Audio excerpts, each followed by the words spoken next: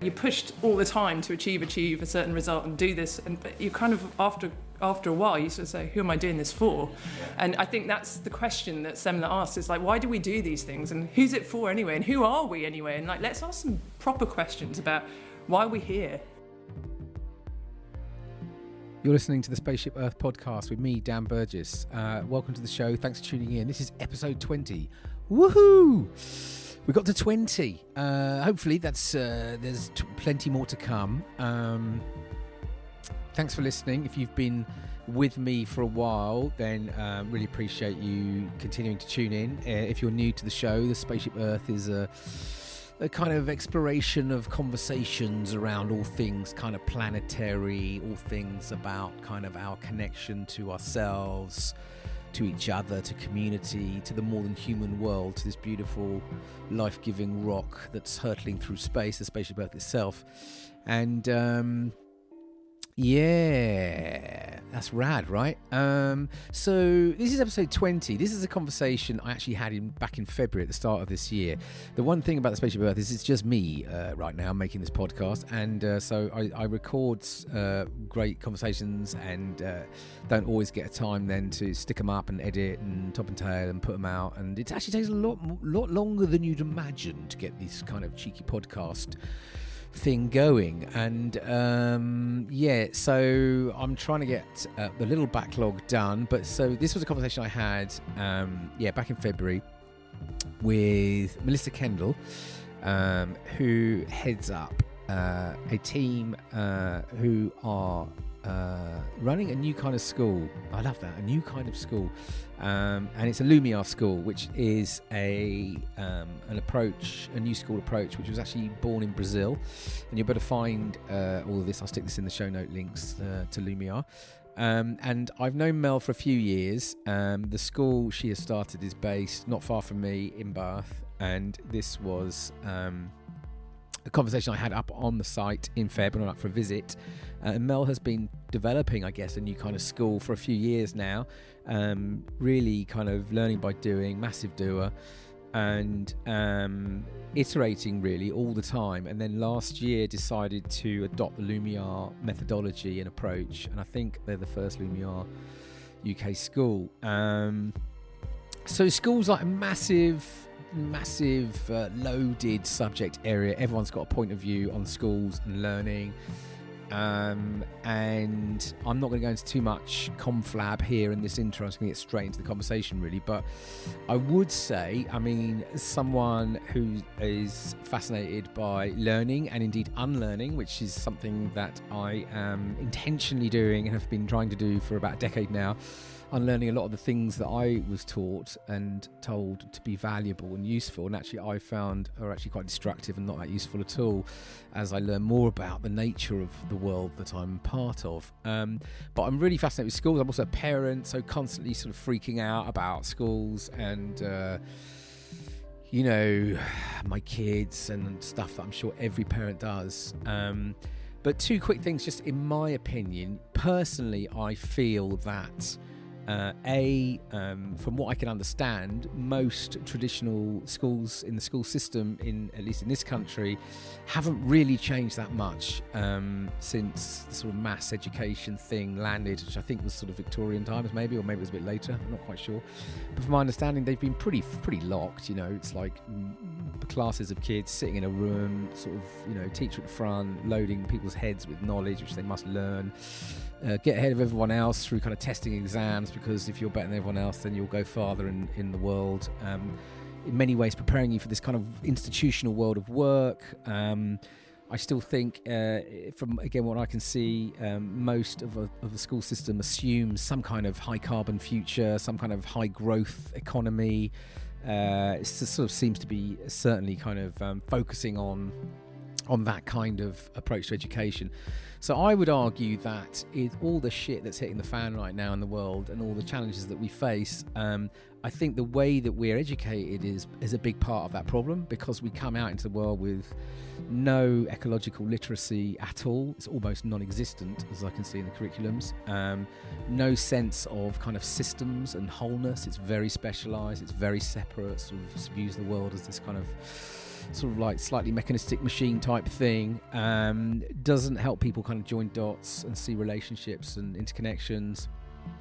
And so you could argue, even from that perspective, if we come into the world sort of seeing the world like that as this kind of linear, kind of sort of dead thing that we can just sort of create stuff or work for companies or do whatever it is we do, well, then you're probably going to keep, designing things in a way that's extractive and wasteful and destructive and polluting. You're probably going to still, get heavily specialised into certain things, so that you become removed from the whole and the impacts of what we're all doing onto the greater whole, the system that holds all of us.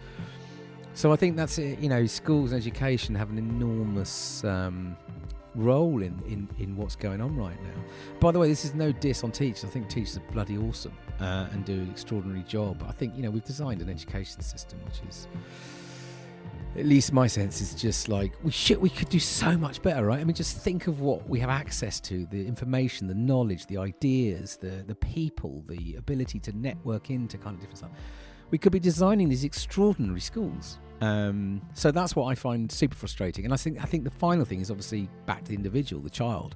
Like, what is it in all of us that, trying to connect with who we truly are? And surely that is the art of education and learning, is to kind of is to draw out the thing that's alive within us, to help us to connect to that and then be able to follow that. And I think, again, from at least my experience and my own opinions, that's almost impossible in the current setup.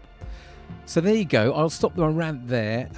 If you're interested in the whole schools idea, new types of learning, new types of schools, hopefully this conversation with Mel will be of interest. And do check out the Lumiar model. Really fascinating backstory to that, and how it emerged as a model. Enjoy. This is episode 20 with Melissa Kendall, a new kind of school, the Lumiar School. Mel, welcome to the SpaceShip Earth podcast. Thank you. I want to get into, obviously, the Lumiar story and what's going on here, and you can tell me all about the plans, and we can tell a bit more about Lumiar. But I know you. I've known you for quite a few years, and you've been on this journey of a different type of school. Mm-hmm. Or a new kind of school, which I remember was the first sort of framing when you probably 4 or 5 years ago, maybe. Can you just give us a bit of context about how you've ended up pursuing this new type of school venture? Yep. Well, actually, interestingly, or unsurprisingly, it started with my own children entering the school system. So my eldest son is now 10 years old. He's currently one of the students at the school that we've set up, Lumiar School. And when he went into the local state primary school, which was an outstanding Ofsted school, and it seemed, to all intents and purposes, very lovely, he had a really good reception year. And then in year one, I started to sort of question what was actually happening in the classroom space. And I had a friend who was a TA in the school who was sort of giving me feedback from a slightly different perspective than the official line that you were getting. And so I went into the school and I suggested to the head teacher a couple of things that they might like to do. Like, I would like to offer some time and possibly resources to help them to do more outdoor learning, to sort of take the kids outside of the kind of traditional curriculum and do some projects, or do something that was going to be slightly more inspiring than just focusing on the more narrow core skills, which was what seemed to be happening in year one. And they just weren't really up for it. And it was a little bit disappointing, and it kind of, at that time, made me suddenly realise, what is this education system all about? So I really started to delve into why the education system had become so restricted and so focused on very specific kinds of skills and particular results, like exam-driven results. And that took me on a journey of exploration into education, which I'd never been on before. So my background is in sustainability. I was a socially responsible investment analyst for many years, and I used to work with lots of different organisations, NGOs, other corporates who were looking at how we could change the world and look at sustainability issues. And I felt really strongly that the education system was actually the most sensible place. If you want to change the world, you start with education, and you change the next generation's mindset, and you really start to innovate and bring in these new ideas. And it just clearly wasn't happening in any shape or form in the mainstream system. For you, when you made that realization, actually this is a lot more closed? Yeah, I was really shocked actually, and then and it took me a while for it to really dawn on me to the extent to which that was happening. And I think the final straw was when I went to a parent evening with my son's year 1 teacher, who was absolutely brilliant. I really liked her, and just to be clear, my son wasn't unhappy at school. He was actually getting on pretty well. He had lots of good friends. But he never remembered anything. Whenever I said, what you do today, he said, I can't really remember. Dictionary job. Bit of maths. But there was never really any kind of story or any kind of narrative of something that he'd really, he was passionate about, that he'd felt, that he'd learned. So I felt concerned about that. And when I went in to see his form teacher and she said, Curtis is a 1C in literacy and a 2A in maths or something, I was like, what does that mean? And then she showed me this chart on the wall and it sort of, categorised what that meant. And she said every day they do this many worksheets and we mark them and then we categorise which level they're at in these things. And I said, well, how many times a day are you doing this? She said, well, twice a day, and there's 30 kids. I was just like, it was just that sort of level of insanity. It's almost like sort of Kafka-esque nightmare where you're just like, what is this? Like, who is this for? How is this good for the children, sort of thing?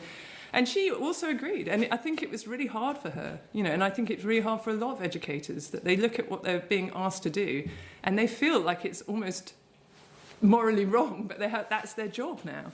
And so I think that was the straw that broke the camel's back for me. So then we kind of took Curtis, my son, out of the mainstream system, and we basically said, what are we going to do? And we didn't really have a plan, so we decided to set up this small home education project to begin with, and that it was great, basically. It gave him an opportunity to get back out into the outdoors, and he was only 6 years old at the time, so it wasn't like a major risk for us. And we just allowed ourselves a bit of time to kind of figure it out. And then at that time was when I became aware of Lumiar Schools. So there's a TED Talk by the founder, Ricardo Semler.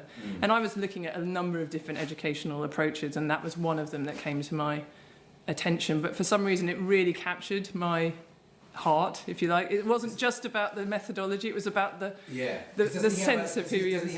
Isn't it something like, running a business with almost no rules or something? Yeah. His line or something. Exactly. So tell me, why did you connect with the Lumiar and with well, I think it was his vision at the very base, and I think that's still the case. Like Semler has a vision, he has a personal vision that is very compelling. Like when you hear him speak, he understands the way things are and is less, driven to results and outcomes than you see in a lot of corporate sort of CEOs. And, I've been in that world a lot, and I've been also to private schools myself and universities where you're pushed all the time to achieve a certain result and do this. But you kind of, after a while, you sort of say, who am I doing this for? Yeah. And I think that's the question that Semler asks, is like, why do we do these things? And who's it for anyway? And who are we anyway? And let's ask some proper questions about why are we here? Yeah. What is it to be human? What is it to be part of this kind of process of living? Yeah.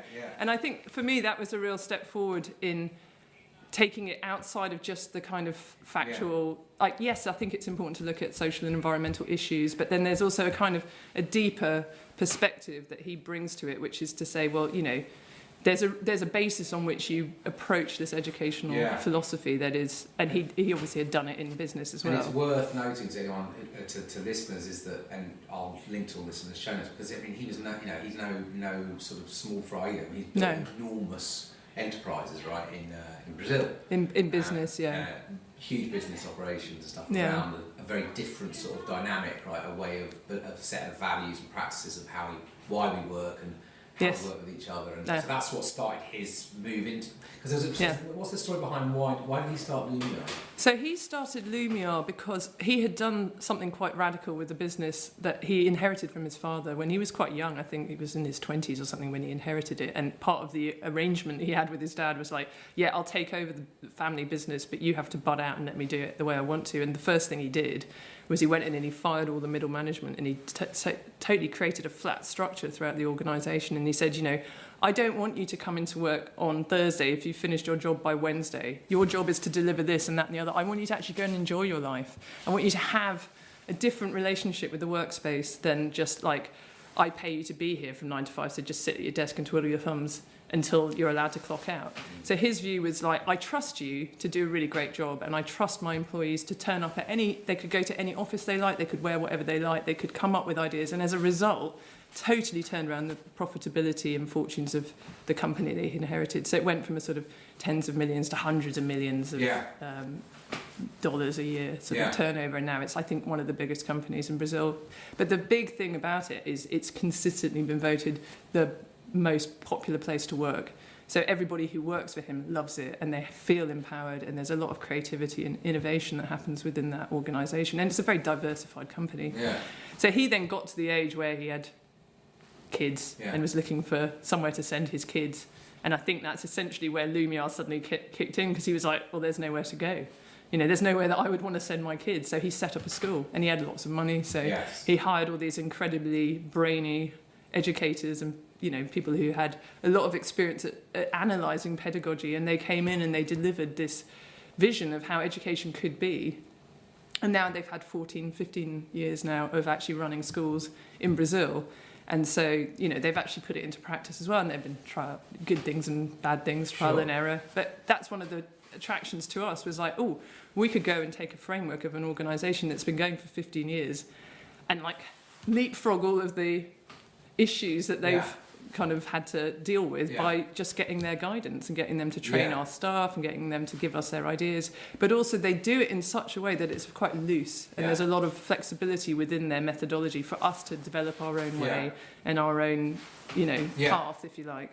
So we'll chat in a second about because I said that you're part of a sort of almost a growing global platform idea now with Lumiar's, but just for people listening, like, sum up the Lumiar model. What's it all about? What's the approach? Well, it's got, I think they call it pillars. That it's based around sort of 5 or 6 pillars. So the main one is that it's project-based learning. So the idea is that you don't just learn traditional subjects, you find a way of actually applying your knowledge in the projects. So you have 2 different kinds of teachers. That's the second pillar. You have tutors, who are with the kids every day, who are more like the traditional teacher, who look after the children, make sure they're okay, make sure that things are going on all right at home, make sure that they're understanding things and keeping up with the age-appropriate learning and all this sort of stuff.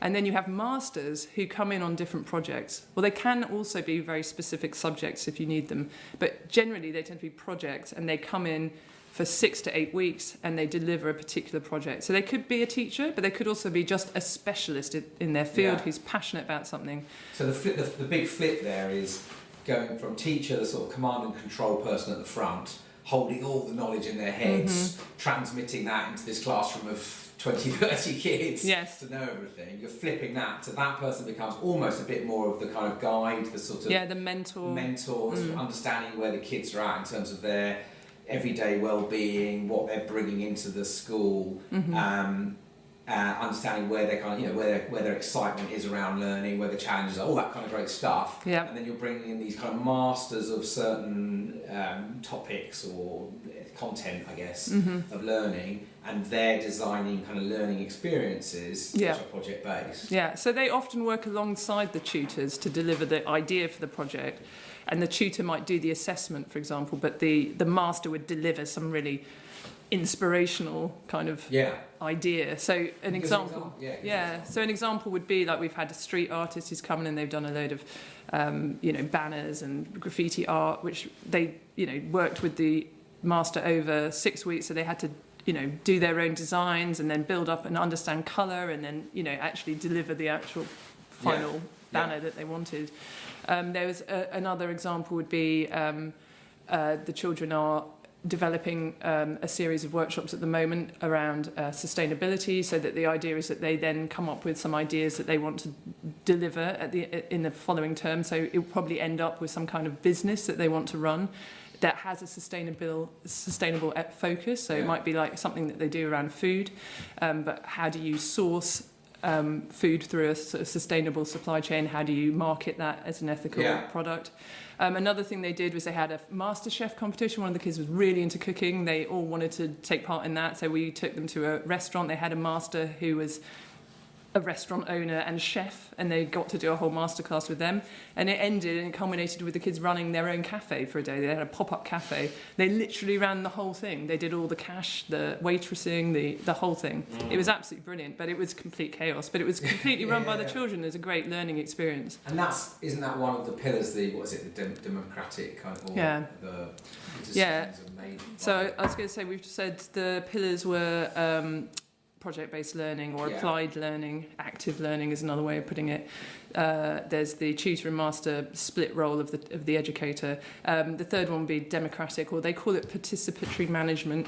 So essentially they have a circle every week where every single member of the school community gets together and discusses issues that might be arising. It might be ideas that they have about projects or events that they want to run, or it might be a problem that's arisen because one kid's had a disagreement with another kid, or someone's doing something that's really annoying and they need to discuss it and they have a chat about it. Open space. It's an open space, and actually they have to come up with solutions. So a lot of the time those conversations could be around how the children's behaviour is in a lesson, and the teacher could be saying, it's not great that we're trying to do a math session here and so-and-so's just distracting everybody all the time. How do the other kids feel about that? And the kid might be like, well, it's quite annoying actually when Jimmy keeps distracting me and I'm trying to do this, and actually I really quite want to do it. Yeah. And so there's that conversation that then happens, and it's sort of handing the responsibility to the children to say, well, you're given this great free space in which to learn, and there's a lot of resources being offered to you, but if you don't take the responsibility for your own learning, it has an impact. Yeah. And we're going to throw that back at you. So we're not forcing you to do it, but we are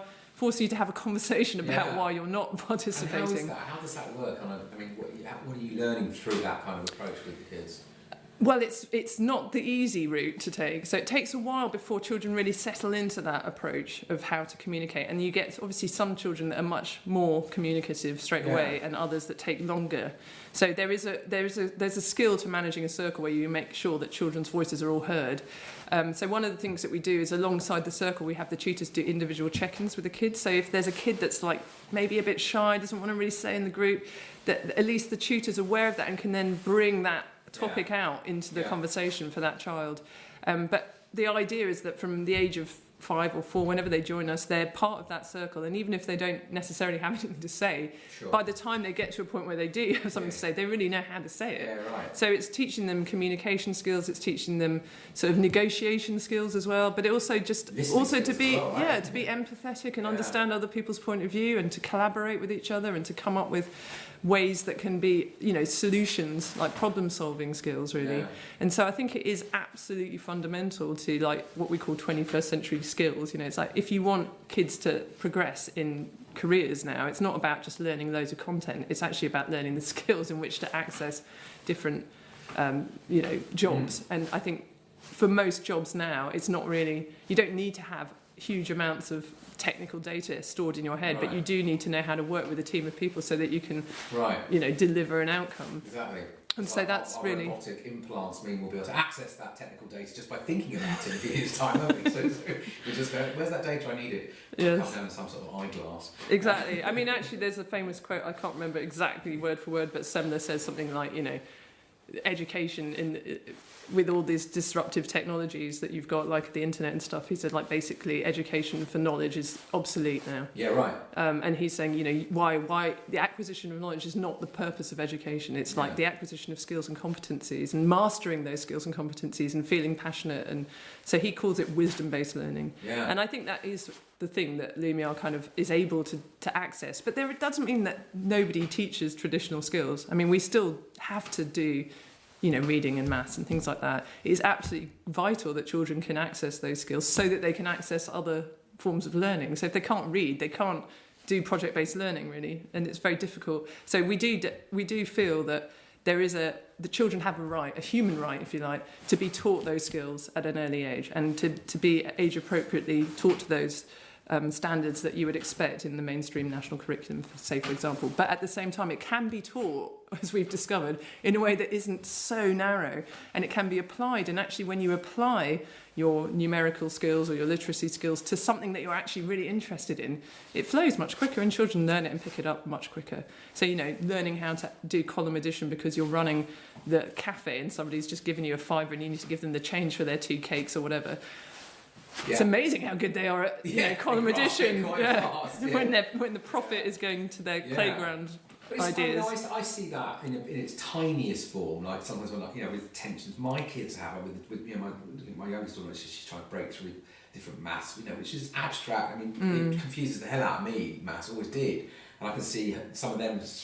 But actually, if you sort of reframe the context from this kind of really hard, sort of dry learning books, and you try to you bring food or you bring something into the mix that allows them to kind of count or make sense or whatever, it does flip, isn't it? But that's not possible to do in a system which is 30 quid kids person at the front.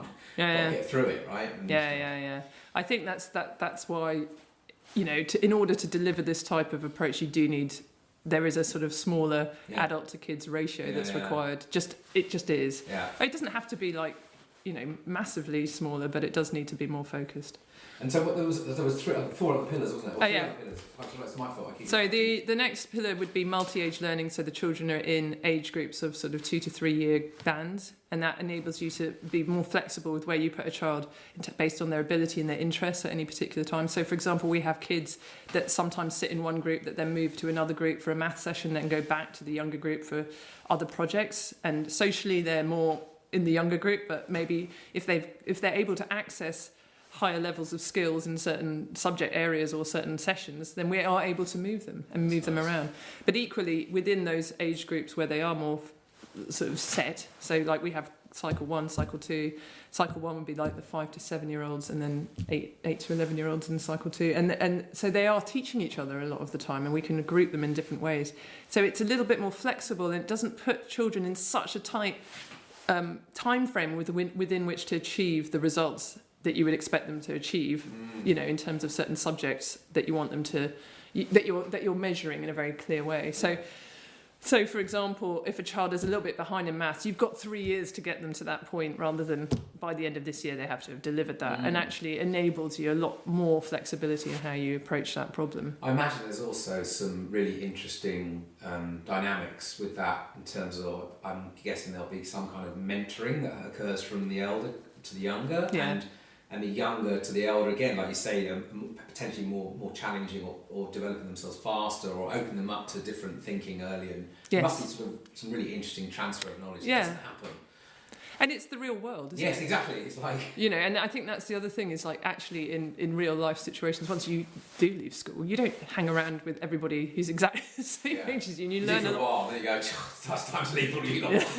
I need some friends who are slightly, of a different age range and generation or whatever. So I do think that's a really big part of the Lumiar methodology. And the biggest one, I'd say, is the fact that you don't do any testing. It's all integrated, the assessment. So we have, every single session you do with the children, whether it's a project or a workshop, they self-assess how they feel it's gone. The tutor will assess what they feel the child has achieved. And so there's a constant flow between what's happening and what's being recorded. So there's quite a rigorous assessment, if you like, which enables you to not have to do weird things like test children at the age of 6 as to what their sort of numerical skills are. And you're very clearly monitoring that all the time. And then it gets put through this digital tool called the Digital Mosaic, which is an online tool which all of the different masters and tutors and kids as well, and parents can access to just visually.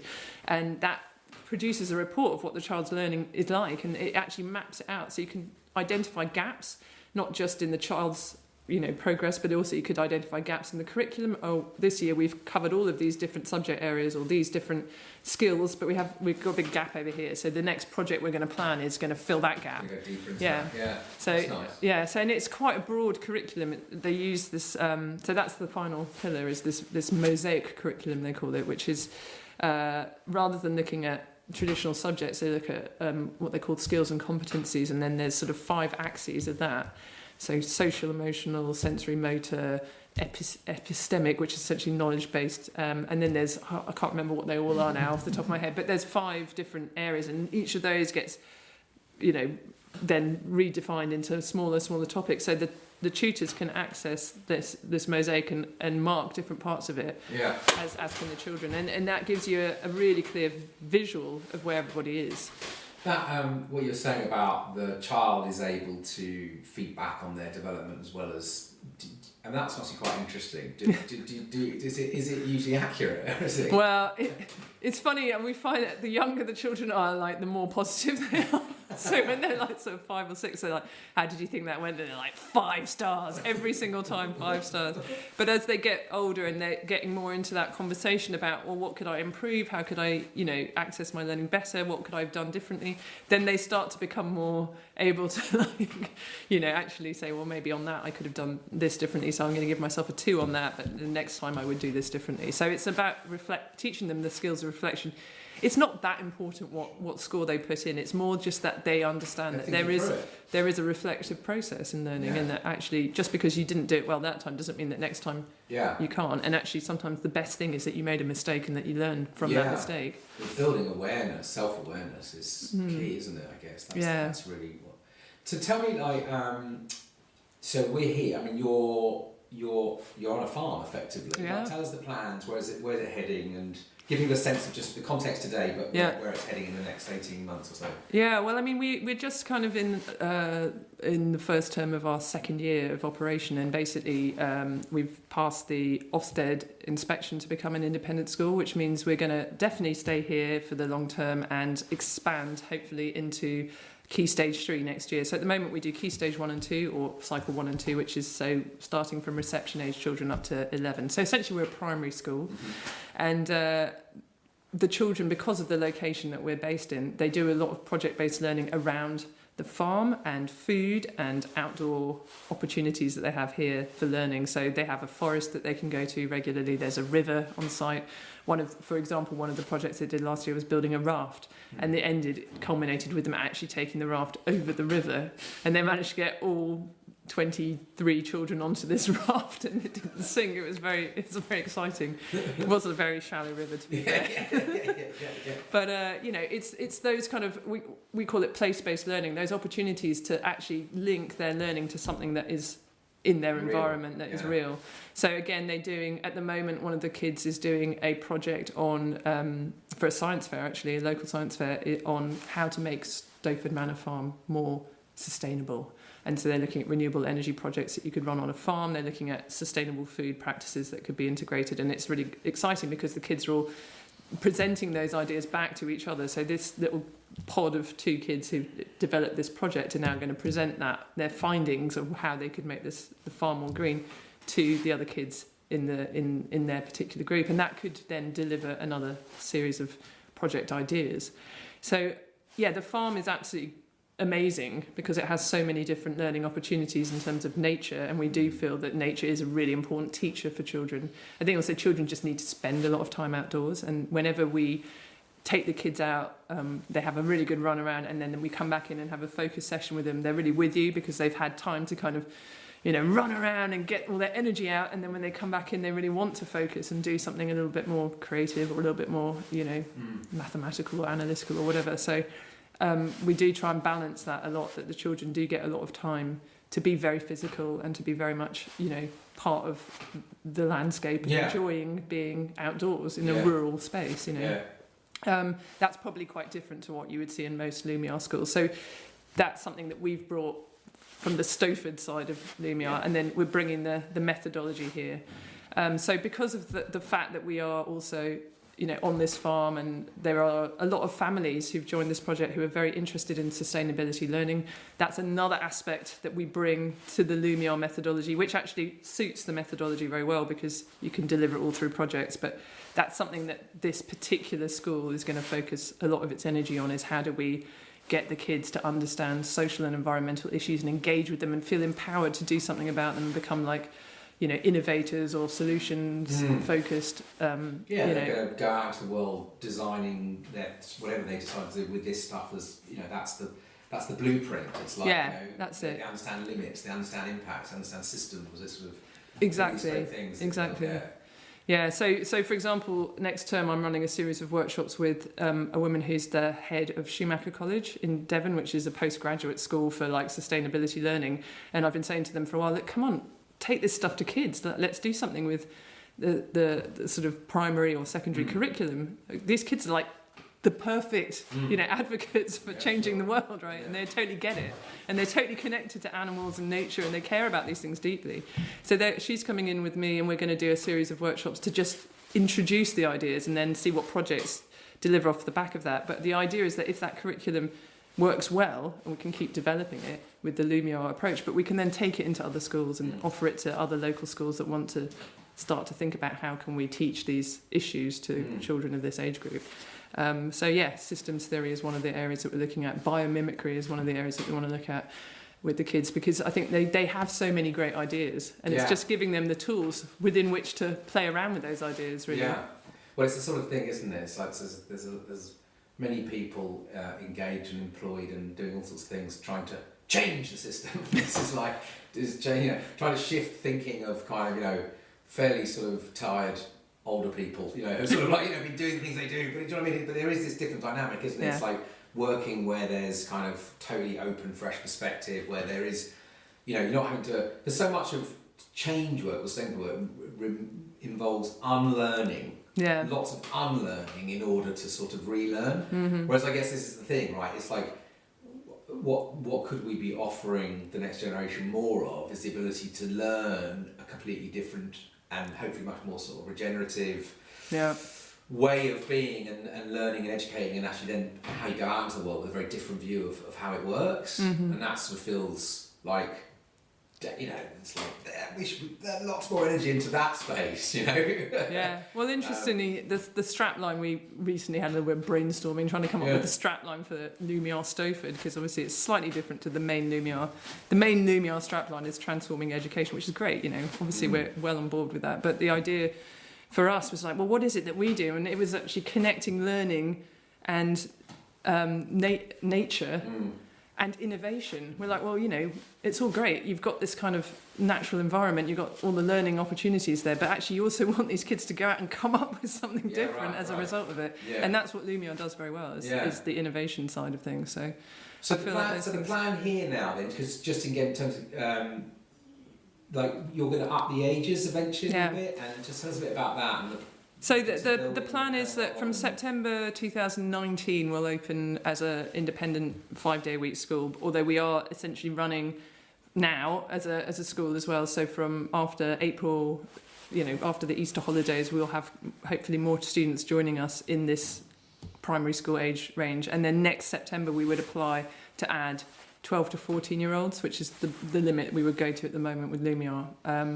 And so we've got another classroom that's currently being constructed for that, and various ideas to move some of the other buildings for the school over to a new location on the farm, where we could start to develop more of the sustainability learning alongside the Lumiar school approach. Our aim ultimately is to grow the school to about 80 to 100 children on this site. And, we're in a really good catchment for quite a lot of towns in the local area. So we have a lot of interest from Frome, from Bath, but there's also Trowbridge, Radstock, Bradford-on-Avon. So there's quite a lot of towns in this local area that can access. But it's, we're kind of like a rural hub. It's kind of an unusual location in a way, because it is in the middle of nature, in the middle of a kind of sort of almost like timeless little step back to what it used to be like to live on a farm. And that's a really exciting opportunity for the kids, but it's also really nice for the families that become part of this community, because they get to come to a very beautiful place every day and drop their kids off and see the little farm animals wandering around. What's the response been like? I mean, I guess has everyone embraced what's going on? I'm guessing there's also objectors and stuff. I mean, how do people dig around what's going on? We haven't had much in the way of objectors. Right. I think that people have been watching and waiting to see what happens. I think there were people who were straight in there, head first, want to get involved and have been there from the beginning. Quite a lot of parents were very much actively involved in helping to get the whole thing going, and taking board positions and volunteering and all of that sort of thing. It is definitely a very tight community of people, and everybody knows each other and supports each other, and that's a massively important part of the learning as well. I think is that people are. It's not just about the kids, although the kids are the centre of the whole thing. There's also the whole, how do we support the families and how do we involve them in what's going on? And I think that creates a really good educational vibe as well, because when families are healthy and supported and, connected to what's going on with their kids learning, their children learn better as well. Right. So it's all beneficial. It's quite tight-knit at the moment, but I think it's going to grow now that we go to 5 days a week. I think it's going to bring in a slightly different group of people. At the moment, it's very international, which is quite unusual considering the location we're in. Right. I'd say like 80% of the kids come from not just purely English backgrounds, really? which is quite unusual. So what yeah. sort of background? What sort of country? Well, we've got kids from Chile, from like different parts of Europe, like German. We've got West Indian. We've got kids from Canada. Oh. You know, it's quite a mixture. Yeah. And I think it does naturally pull in families that have maybe a slightly more global Yes. perspective or experience, because Lumiar in itself is quite an Global, internationally yeah. kind of Yeah, recognised because going back to approach. so they've got using this kind of platform now. Schools are starting in various different places now, aren't they? Yeah. Schools. Yeah, that's right. And I think the plan is that Lumiar, they're called Lumiar Education, I think. They have now a team that's just focusing on bringing Lumiar to other parts of the world. So in the UK, there's already 3 or 4 other groups that were really interested in setting up Lumiar schools over here. And then there's also, I think there's one in Utrecht in the Netherlands. And then there's various ones in other parts of the world. I'm not entirely sure where they all are, but they do have a person based in the US, so I think they are thinking about the US market as well. And how do you go back to like the master tutor system? Yeah. How do you find the masters, or do you have a sense of like we need to find more people who can bring these? I mean, how does that work? Well, traditionally in the Lumiar schools that are a bit more established than us and been going for longer, they have like a bank, like a data bank of all the masters. And we do have a small data bank of masters, but at the moment what we tend to do is we brainstorm ideas for projects with the kids sort of quite a long time before we have to deliver them. So you might start beginning of a year and you have a big brainstorming session with the kids and maybe like 8 project ideas come off the back of that. And then we start to research how quickly can we get masters in to deliver different parts of that. Now, not all of the projects we run are child decided or led. A lot of the projects we bring in as adults and say, we suggest this now happens. And then the children have an element of say in how the project goes and can be creative within that scaffolding, if you like. But we do require masters for specific projects. So we might go out and look for that master based on the idea that has been put out there by the children. So I'm just trying to think of an example. Like, for example, we did a big community-led design project last year because the kids wanted to build a new school building, or we are going to hopefully build a new school building, and the kids wanted to be part of that. And so we said, how do we actually involve children in that? And then we found a PhD student who was an expert in community-led design, and she came in and ran that project with the kids, and they were able to then design and build out of 3D model, out of cake and sweets. It was hilarious. A future school. And she did like 16 workshops and boiled that down into a lovely report, which we're now going to use for our fundraising. And your sort of core team here, how does that work? What's the actual... Well, so we've got a head, we call her head of education, but essentially she's sort of the person who runs the educational setting. And Fran, and she's very, very much connected to what Lumiar Brazil do. So she basically works for us 2.5 days a week, and for Lumiar Brazil 2.5 days a week. So she is part of Ricardo Semler's team on the ground in Brazil. And then we have 2 tutors, so one for each cycle that we have. And then we have 2 different masters that we call continuous masters. So one is a maths master who comes in every day and does maths sessions with each cycle. And then one is a music master who the children do music lessons with, and sometimes music workshops and things. And then the other masters that come in are more project-based. So they will come in for 6 to 8 weeks and then they'll probably go again. So an example of that would be this lady from Schumacher who's coming in next term to deliver the sustainability learning. Or it might be a street artist that we talked about earlier who does the, playground design project, or the community-led design PhD student. Those are what we call project masters. So they get pulled in for short periods of time. Another classic project master we have on site is the farm owner's daughter, who's a secondary school science teacher. Brilliant. So she does stuff around the farm with the kids, but she also gets them to do project-based learning. So she was the one, for example, that delivered the idea for sustainable, how to make the farm greener, and how to make it more sustainable.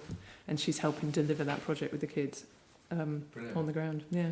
And are you getting, because obviously we won't open the chest out, I'm conscious of time, but the UK school kind of stuff. But I'm guessing what you're doing is interesting to other places around this country. Are you getting incoming and stuff of people wanting to follow this model? Or? Yeah, definitely. And I think what's interesting is that Lumiar in Brazil is saying that, you don't have to just completely change your school to being a Lumiar school. You can take elements of the methodology into your school and we can teach you how to do that. And we're talking about developing something called a Lumiar lab, so that UK schools that want, existing schools that don't want to change their whole methodology but want to bring more of this type of project-based participatory learning into their setting, they can have a lab that comes into the school for a certain period of time that maybe trains teachers but also offers examples of how you do project-based learning and sort of facilitates that within their own schools. And so that's something that they're looking at, and also having the digital mosaic, the platform that enables the integrated assessment. That could be something as well that schools could adopt, so that takes some of the exam pressure off them and they can focus on a more kind of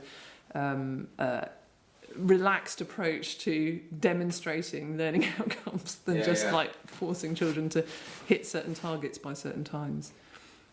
Amazing. Listen, I'm really conscious of your time. Just I guess something, and I'll put obviously links to all of the projects and the school and Lumiar and everything, so if people want to follow up and find things out, they can. Great. So I always ask this question at the end of this podcast, because I guess the SpaceShip Earth was inspired by Buckminster Fuller's work and this idea. He had this phrase: there are no passengers on SpaceShip Earth. We're all crew. And I was just thinking, thinking about that and thinking about what you're doing here with Lumiar. Where do you think? I guess about learning generally. What does that mean to you when I say with that whole idea of, there are no passengers here on this Earth. We're all crew. When I think about learning, where does that make you feel? There's a need within the learning space for more participation. Yeah, I think people just need to be more open-minded. I think there's so much that we do that we believe to be the truth that isn't. Do you know what I mean? And I think we're so restricted by that. I'm talking about our generation more than the children's learning. And I think as we move into this new sort of advent of huge amounts of content available at your fingertips on the internet, and the learning opportunities that come with that, I think people's minds are being sort of smashed open, their paradigms are being smashed open, and a lot of the jobs and the kind of things that people have traditionally done are no longer going to be in existence. So I think everybody's a bit scared, if I'm honest. I think everyone's a bit like, oh my God, what am I going to do? What are my children going to do? They're all in a bit of a panic. But actually, I think it's great. I think it's a real opportunity. And I think that we're all in this process of learning together and figuring it out. And it's kind of messy and wonderful and creative. And I think that's it. I haven't got a problem with uncertainty. I think a lot of people get a bit freaked out by uncertainty and they want that certainty, like, we want to know what's happening with Brexit or all this kind of stuff. And it's like, well, you just don't know. Nobody bloody knows. That's the reality. So the more that we can accept that and just go with it and understand the dynamics of the universe, if you like, the more exciting a journey it's going to be, and the more likely we are to come up with the really big solutions that we need to find at the moment. The kind of scary environmental sort of catastrophe that we're facing needs to be resolved. So we need to step out of our mindset into the world of unknowing. Yes, totally. And actually, funny enough, when we first started this project, my husband and I were having a chat, and we wanted to call it the School of Not Knowing.